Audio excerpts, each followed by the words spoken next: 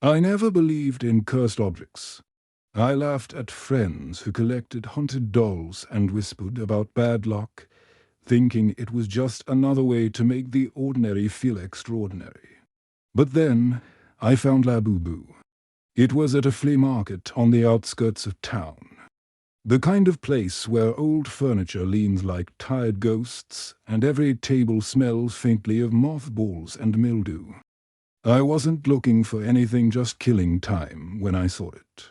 A doll, small enough to fit in my hands. It's for a pail, worn pink, its face stretched into that infamous grin. Two sharp teeth poked out from its smile, and its glassy eyes seemed to wet, to reel, as if they had just blinked. The seller was an old woman with grey hair tied back so tightly it pulled her eyes. When I picked the doll up, she stiffened. "You don't want that one," she muttered, almost too quietly to hear. I smiled, brushing her warning off. "Why not?" Her gaze lingered on the doll's grin, and she shook her head. "It remembers. I should have listened. I should have put it back." But something about it pulled at me, like a hook in my chest. And for only $5, it felt like a harmless piece of oddity to display on my shelf. That night, when I set Labubu down in my room, the air shifted. The shadows seemed to stretch a little longer, the corners a little darker. I laughed at myself, blaming the stories of cursed dolls I'd read online. But as I turned off the light, I could swear I heard it. A small, breathless giggle. And when I looked back at the shelf, Labubu was no longer facing forward. It was looking at me. The next morning, I told myself it had been nothing. A trick of the light. My own imagination making monsters out of shadows. But as the days passed, I couldn't shake the feeling that Labubu was moving. The first time, I found it sitting a few inches to the left of where I had placed it. I convinced myself I'd just been careless. Maybe I bumped the shelf. Maybe I forgot where I'd set it. But then, one evening after work, I opened the door to my apartment and froze. Labubu wasn't on the shelf at all. It was on the windowsill, staring out at the street below. The curtain swayed gently in the breeze as if something had only just moved past it. My chest tightened. I lived alone. Nobody else had keys. I forced myself to pick it up, its fur rough against my palm. The grin seemed wider now, the teeth sharper. I tossed it back on the shelf and laughed nervously, trying to drown out the growing unease in my gut. That night, I dreamed. In the dream, I was standing ankle-deep in water, the room round me submerged in shadows. Labubu sat just ahead of me, its eyes glowing faintly in the dark. And then it laughed.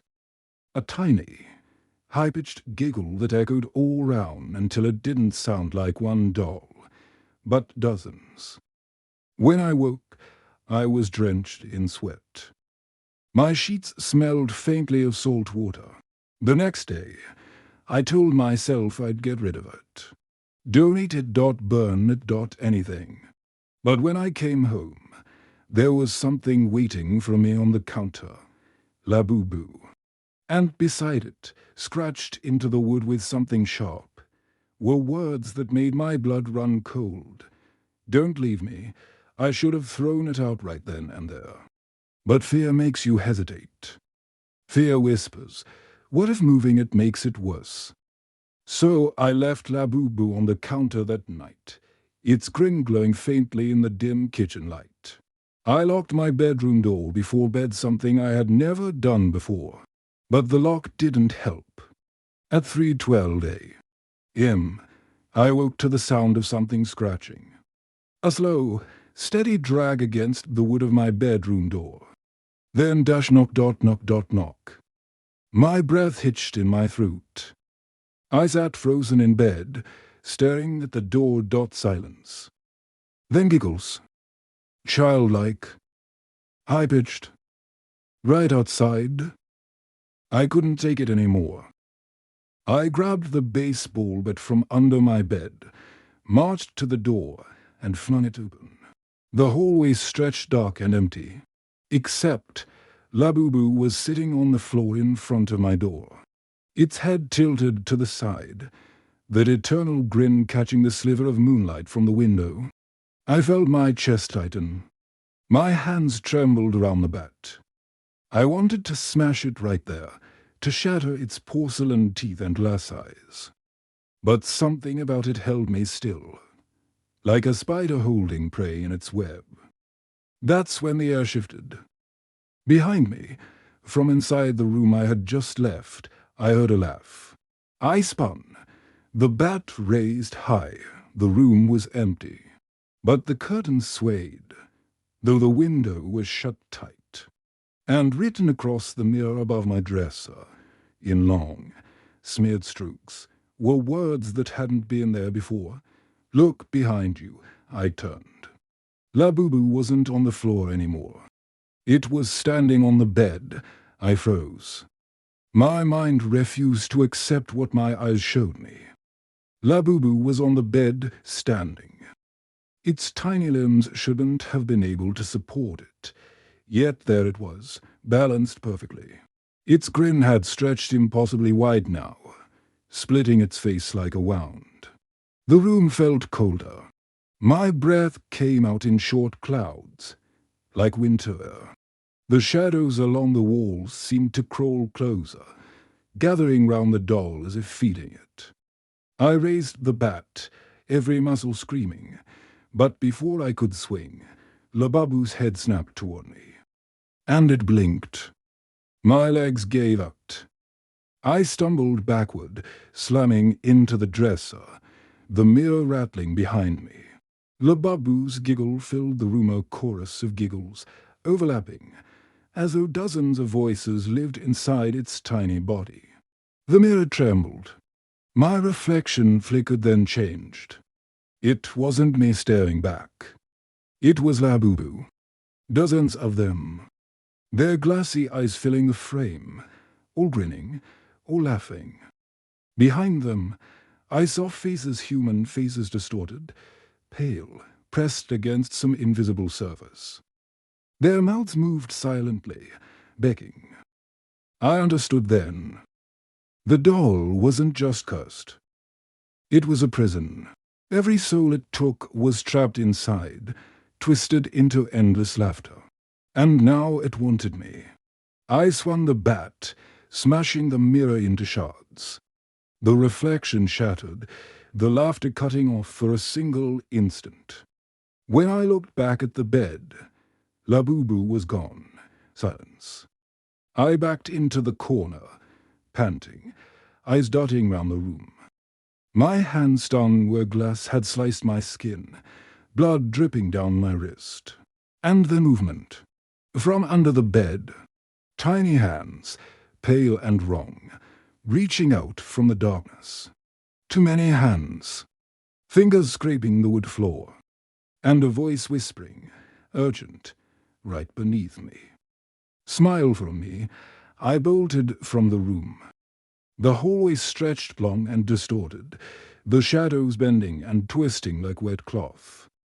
Every step felt heavier, as if something was pulling me back, dragging me toward that cursed room. I burst into the living room, fumbling for the front door. My hand shook too violently to manage the lock.